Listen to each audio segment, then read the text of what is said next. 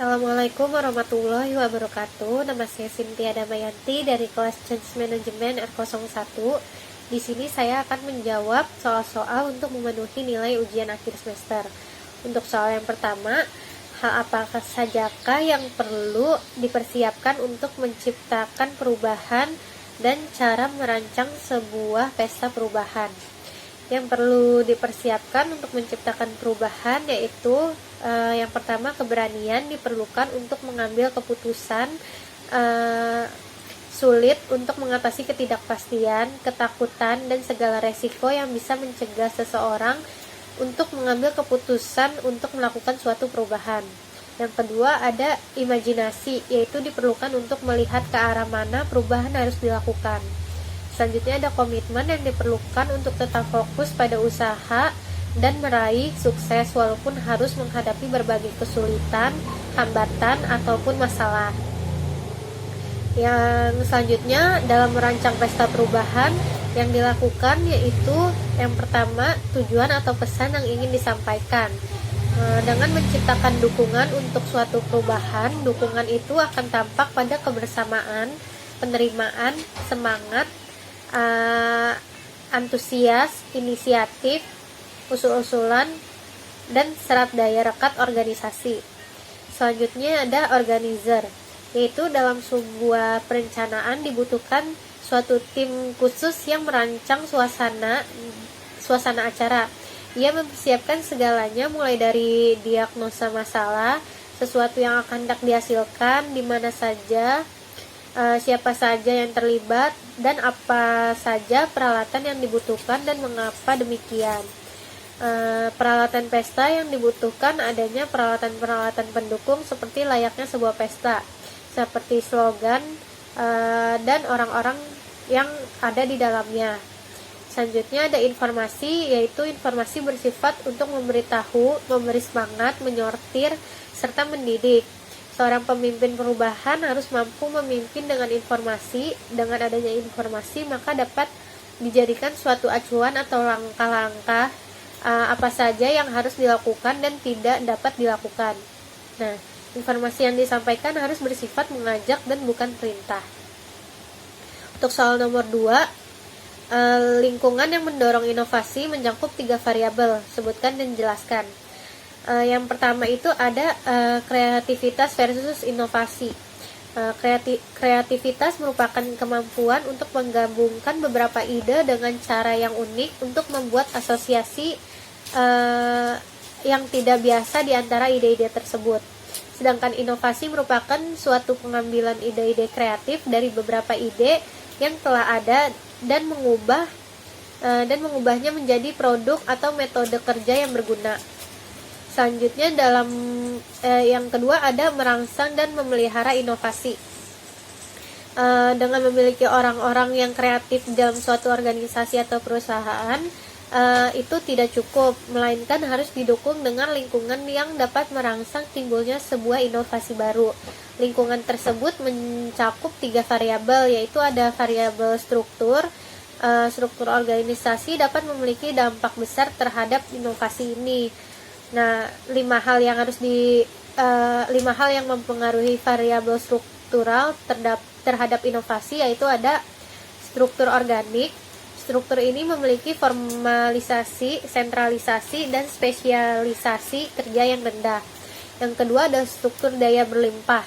Struktur ini akan menyediakan bahan bangunan yang penting untuk inovasi. Yang ketiga ada komunikasi antar unit yang tinggi yang akan membantu mengurangi hambatan dalam melakukan inovasi. Yang keempat ada tekanan waktu minimal untuk meminimalkan waktu dalam kegiatan yang kreatif.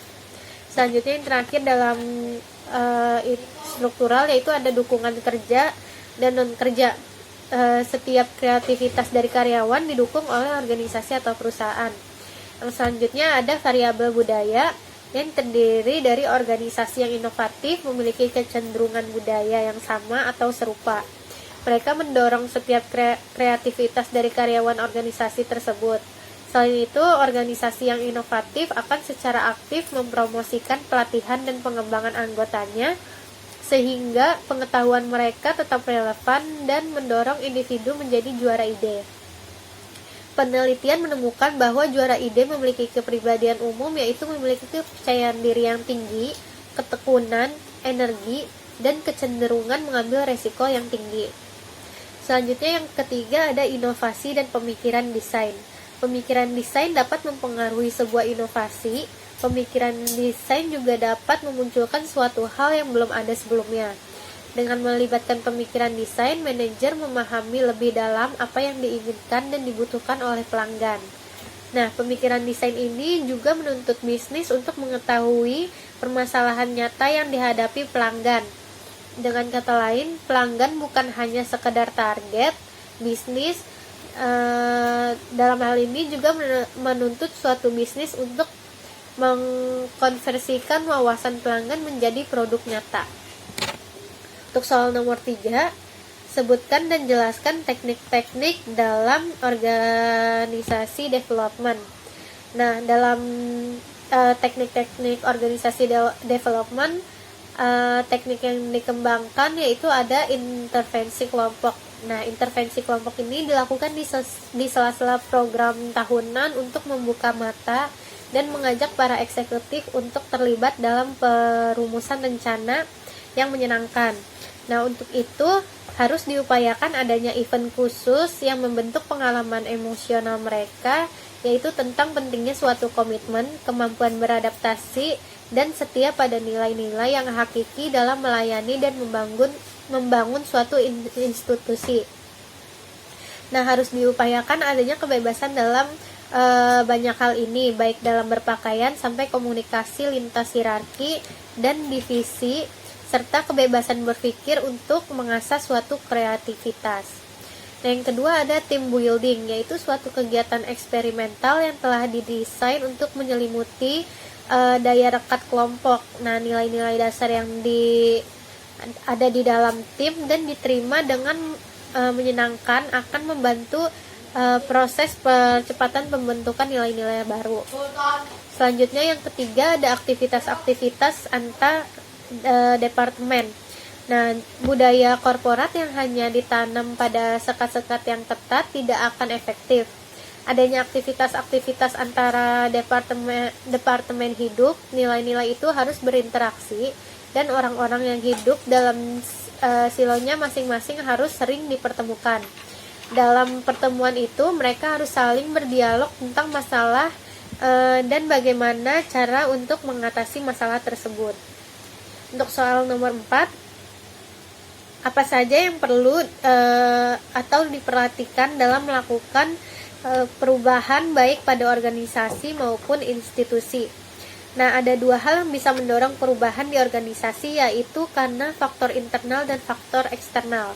Nah, perubahan internal atau yang berasal dari dalam organisasi biasanya disebabkan oleh perubahan perangkat keras organisasi yang biasa disebut dengan struktural, meliputi perubahan strategi, struktur organisasi, dan sistem.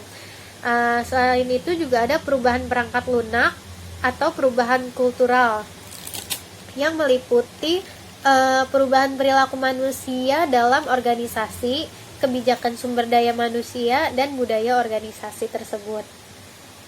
Sedangkan ada perubahan eksternal atau yang berasal dari luar organisasi seperti perubahan teknologi yang semakin terintegrasi ke dalam sistem.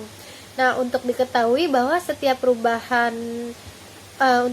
perubahan organisasi harus mampu merangkul semua komponen organisasi termasuk struktur, strategi, sistem, dan perilaku manusia di dalamnya. Nah, ini dimaksudkan agar efektivitas perusahaan bisa meningkat serta menjadikan organisasi dinamis dalam menghadapi perkembangan zaman. Nah, langkah-langkah yang harus diambil agar perubahan tersebut dapat diterima dan dipahami oleh semua pihak, maka kita perlu menjalankan setiap langkahnya. Nah, langkahnya itu meliputi yang pertama, sosialisasi. Sosialisasi yang harus dilakukan dalam memulai perubahan adalah melakukan sosialisasi ke semua stakeholder yang melaksanakan dan mereka yang akan terdampak oleh perubahan. Nah, kita perlu menjelaskan hal-hal mendasar tentang perubahan, termasuk alasan mengapa kita harus memiliki suatu perubahan tersebut. Nah, yang kedua ada pemahaman. Melalui sosialisasi, semua orang diharapkan memiliki pemahaman yang sama akan pentingnya perubahan yang dilakukan oleh suatu organisasi. Nah, pelaku perubahan haruslah memahami alasan mengapa perubahan itu dilakukan dan apa saja manfaat serta pengaruh perubahan itu bagi mereka secara pribadi maupun bagi perusahaan.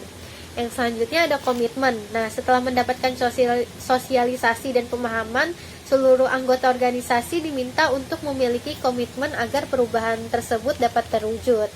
Nah, setelah itu kita akan mengimplementasikannya agar perubahan dapat berjalan sesuai dengan rencana organisasi, dan perubahan hanya terjadi ketika komitmen yang disepakati dilaksanakan secara baik dan juga nyata. Selanjutnya ada komunikasi, yaitu implementasi dapat berjalan dengan komunikasi yang efektif dan intens untuk memastikan jalannya suatu perubahan, serta adanya evaluasi atau tindak lanjut atau audit yang dilakukan sebagai langkah pengawalan agar perubahan yang terjadi sesuai dengan yang diharapkan, dan jika perlu dilakukan tindakan suatu koreksi agar perubahan tersebut berjalan baik nantinya. Nah, sekian dari saya. Kurang lebihnya mohon maaf. Wassalamualaikum warahmatullahi wabarakatuh.